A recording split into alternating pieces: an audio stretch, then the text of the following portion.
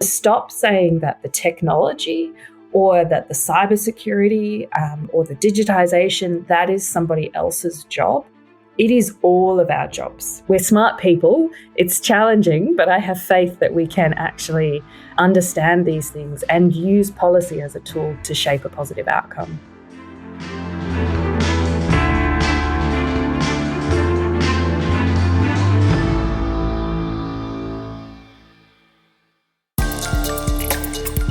Welcome to the Digital Government Podcast. Tune in to discover the future of governance and ways of getting there.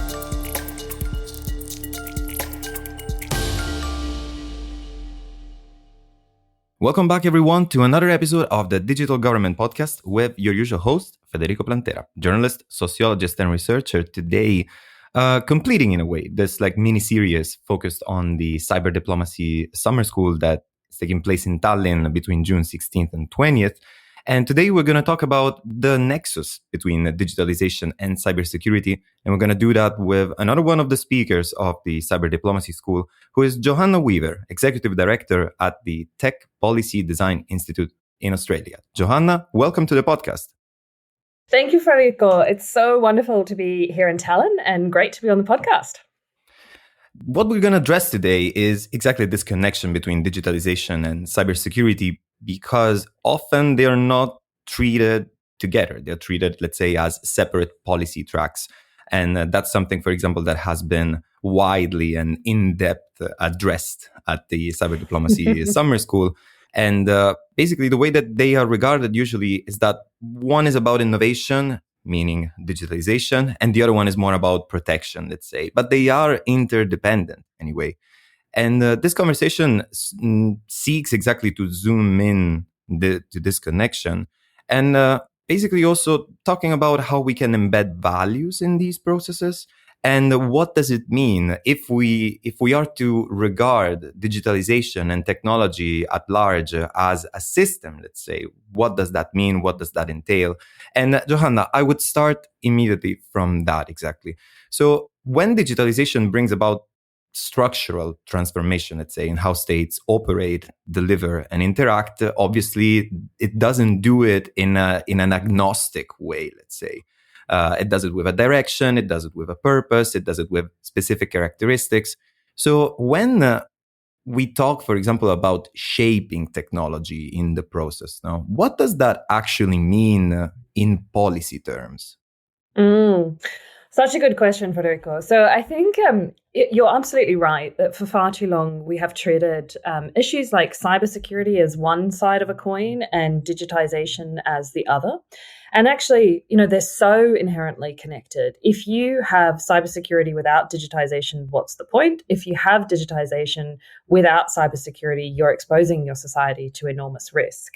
But what your question has really rightly pointed out, and I think what has come out so strongly during the week of discussions that we've been having here in Tallinn, is that it's not enough just to recognize that cybersecurity and digitization are two sides of the same coin. We also need to recognize that the point, the objective, the purpose for which we do this is because we want to make society better. We want to have an impact on the lives of citizens, and we want to shape that impact to be positive. And I think there has been a movement, the two communities, the cybersecurity community and the digitization community, did operate very much in silos. I've seen them starting to move together and recognize that interdependency. And I think the next step in the maturity, which we're starting to see, is that both of those camps recognize that this is no longer about technology. This is actually about how we're shaping society, because the technology is having a really big impact on the actual lives and the experiences that people are having.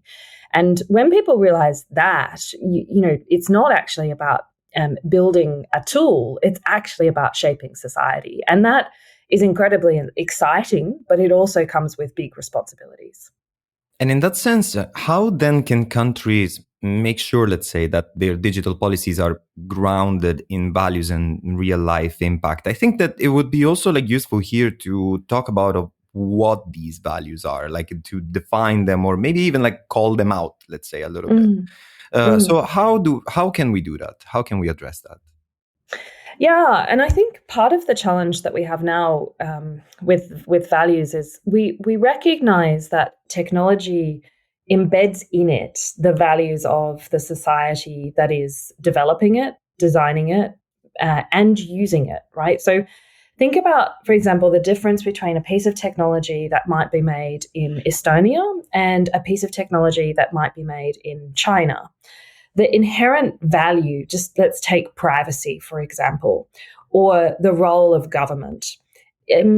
China, and here I'm trying to say this in a without judgment, but China has a very different relationship between government and industry and citizens than you do in Estonia. So when you build for example, your digital identity system here in Estonia, it is very deliberately built so that citizens can see who accesses your data, when they access it, and you can track what government is doing with your information.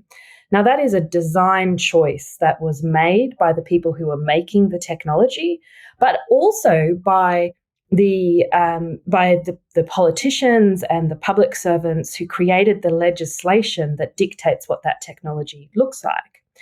Now, another example, if you were to go and look at, for example, China's cybersecurity law, piece of legislation that dictates that every industry organization in China is required, if requested by the Chinese government, to provide access to the data that is collected. Now, that's two very, very different pieces of legislation that is very directly shaping the way that technology is being made, that then very directly has an impact on your experiences as a citizen in those countries. And so really we need to embed in the technologists that they have a responsibility, that they are actual social engineers in what they're building, but also, and this is the bit that I'm particularly passionate about, is emphasize to the policymakers, to the politicians, the importance and responsibility that they have to make sure that we are actively shaping the legislation that is shaping the technology. It's a two-way street.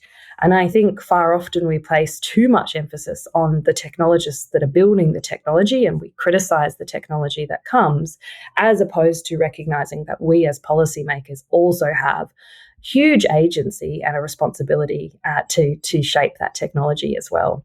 Johanna, you're giving me the perfect opportunity to do a little bit of a callback because when I hear about shaping technology, and I will pinpoint something that you said. You said exactly like the shaping, or like in any case influencing, like having some sort of agency on the technologists and not on the technology itself.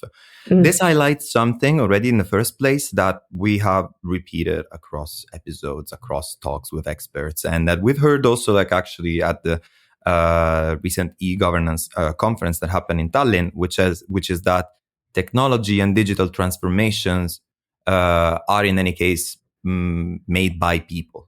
Like technology is made by people. So it's not just, like, a godsend tool that just drops, that is like drop ship, let's say, from a plane onto us mortals. There are people exactly involved in this process. And you also brought up a couple other elements. One is the fact that exactly technology is a system in that sense. It's a system that embeds values. It's a system that is rooted in society and that also shapes society, and in a way creates also kind of a feedback effect, kind of like a feedback loop between the people who are creating technology, the technology that is created, and the way that in return shapes as well and contributes to change, let's say, our behaviors and patterns. This is something, for example, that takes a bit on digital sociology type of discipline and approach, I would say, which is something that we have like addressed also in the past 2-3 years, I think.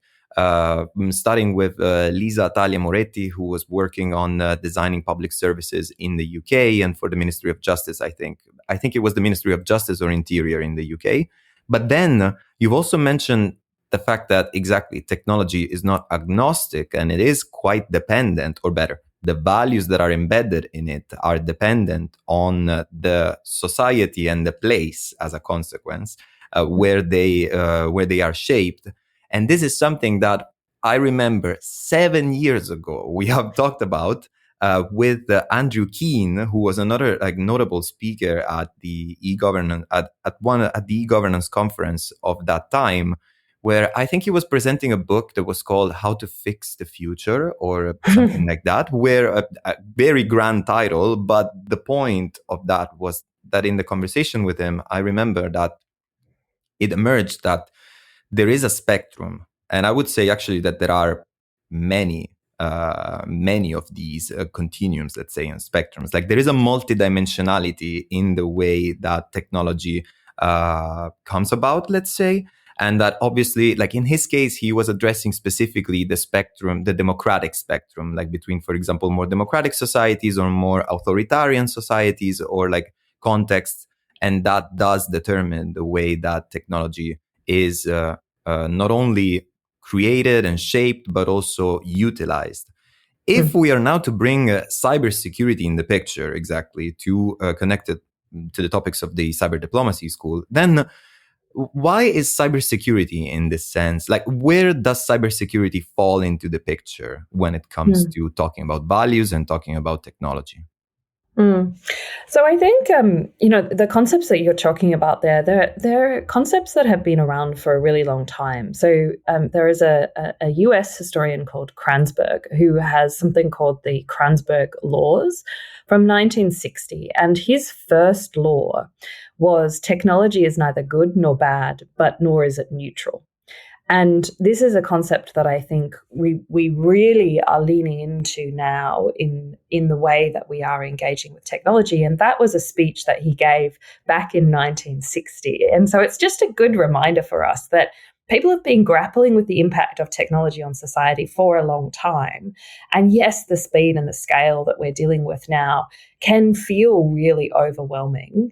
But again, I think for those of you who are looking at or following the developments in artificial intelligence, for example, there's a really excellent quote in the International AI Safety Report. Now, this is the report of the scientific experts that were appointed through the Bletchley Park process. So really, it's the world's leading scientific experts. This is not a political document.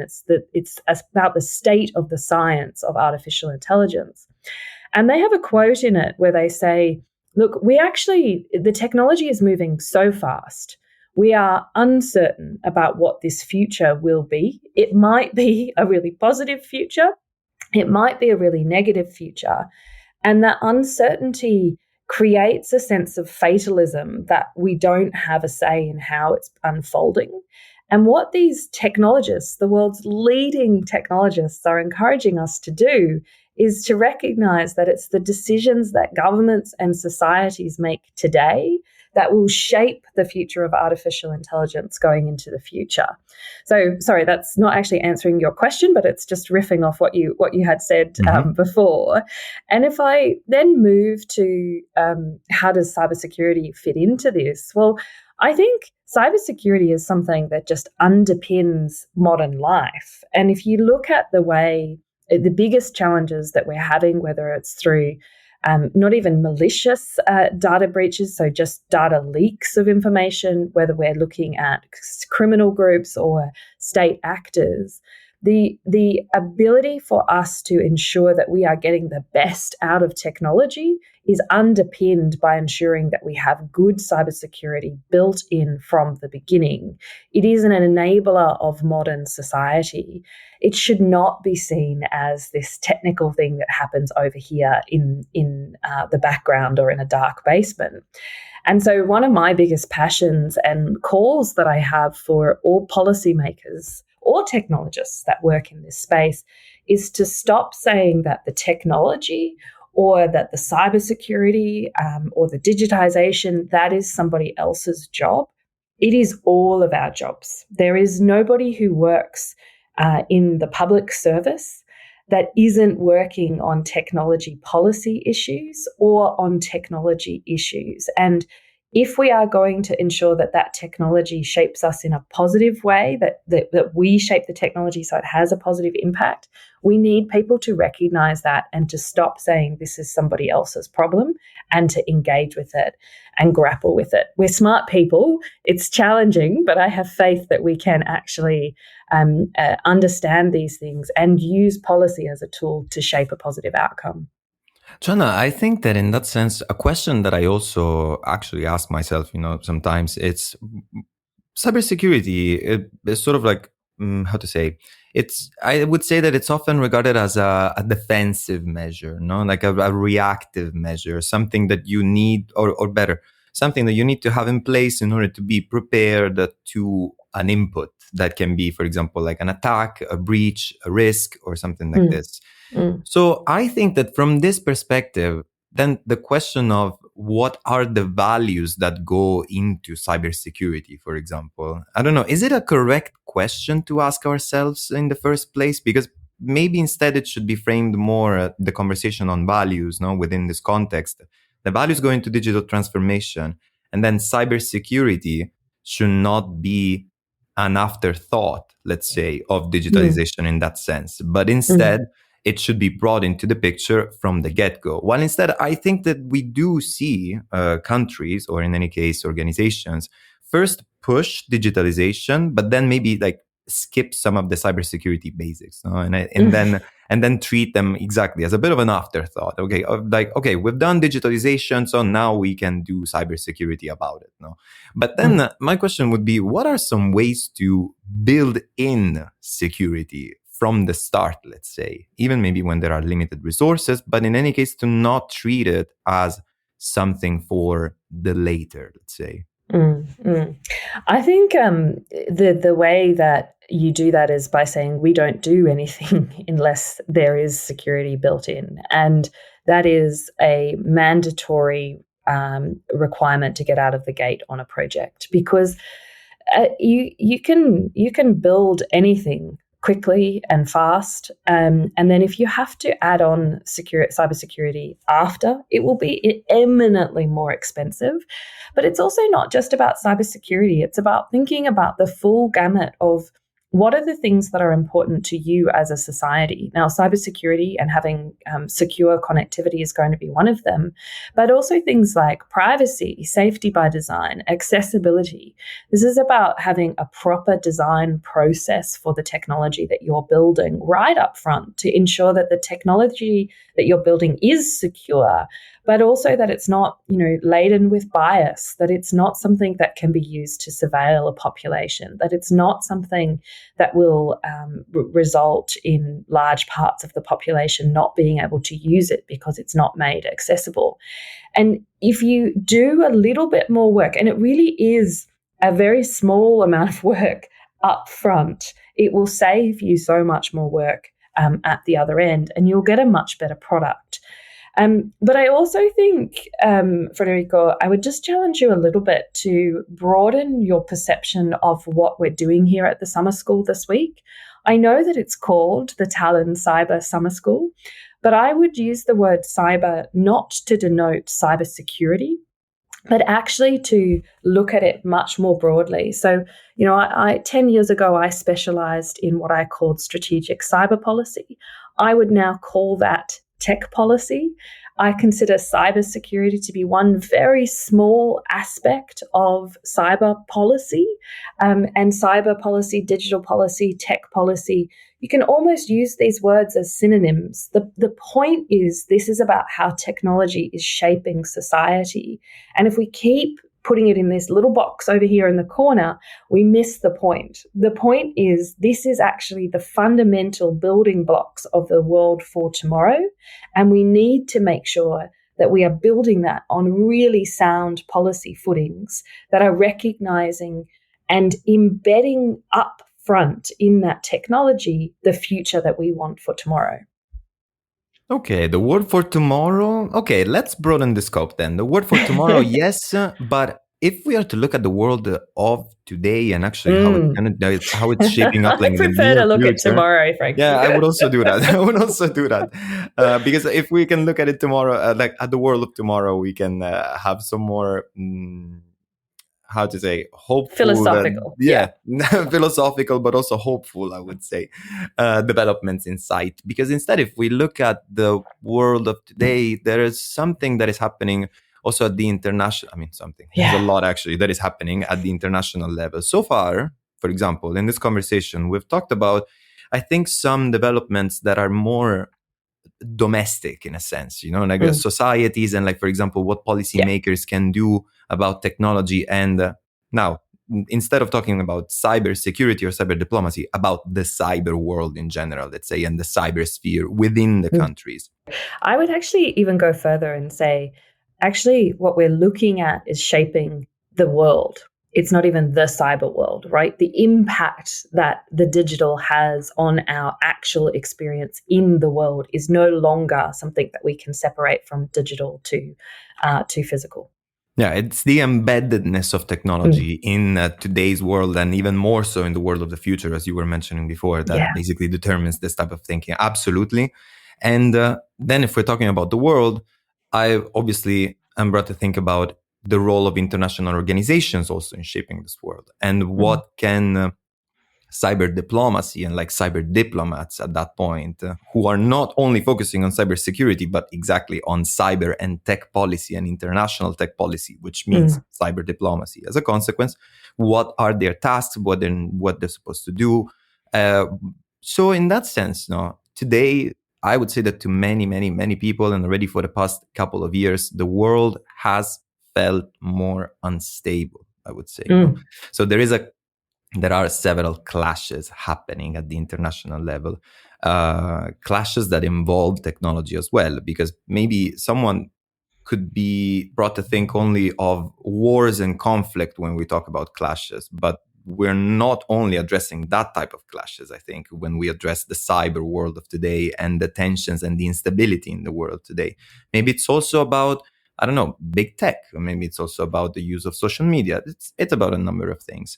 So in that sense, what, for example, is the role of international organizations or cyber diplomacy more at large, let's say, in influencing or also like shaping the way that governments think about digital issues? Because, for example, in this mini series of podcasts that we're doing for the Cyber Diplomacy School, we also hosted a guest from the United Nations. No, so that's who as an international organization I brought to think of. What's your take on that? Yeah. So I think first, just to take a step back and acknowledge that we are living in pretty momentous times. And I don't mean that with hubris. I think a lot of people, we all think that we're living through these significant times. But at the moment, we have more conflicts in the world than since the end of the Second World War. So, there is a lot more actual aggression happening in the world. We are living through a technological transformation that I think is, on the same level as the invention and diffusion of electricity. This general purpose technology that will fundamentally change the way that we engage in the world. And of course, I'm talking about artificial intelligence there. And then at the same time as artificial intelligence, more conflict in the world than we've had since World War II, we also have this, huge change that's going on in the US and the White House. And I think the geopolitical implications of the second Trump presidency are quite, can be similar or on the same scale as the fall of the Berlin Wall, but with perhaps more negative connotations for democracies. And so you have this conflation of three really big seismic shifts happening, and at the same time looking at, what does that mean for us as diplomats, but also as just individuals and humans. So I say that for everyone who's wondering, like, why they sometimes feel a little bit like a bit anxious. I think we're right. This is pretty extraordinary times. Now, what does that mean for diplomacy? First of all, I think there's never been a more important time for diplomacy. There's a wonderful saying that when diplomats fail, soldiers go to war. And I think we're really looking at down down the barrel, pun intended, of those consequences. I think my sense with the United Nations is, and I was Australia's expert to the United Nations and our chief cyber negotiator for many years. So I say this as someone who values incredibly and understands the efforts that people are putting in at the United Nations. I think our work at the United Nations at the moment is largely one of fighting incredibly hard to preserve and maintain the status quo so that we don't have an erosion further that is endorsed by an international institution of the rule of law as we know it, and of the international rules-based order.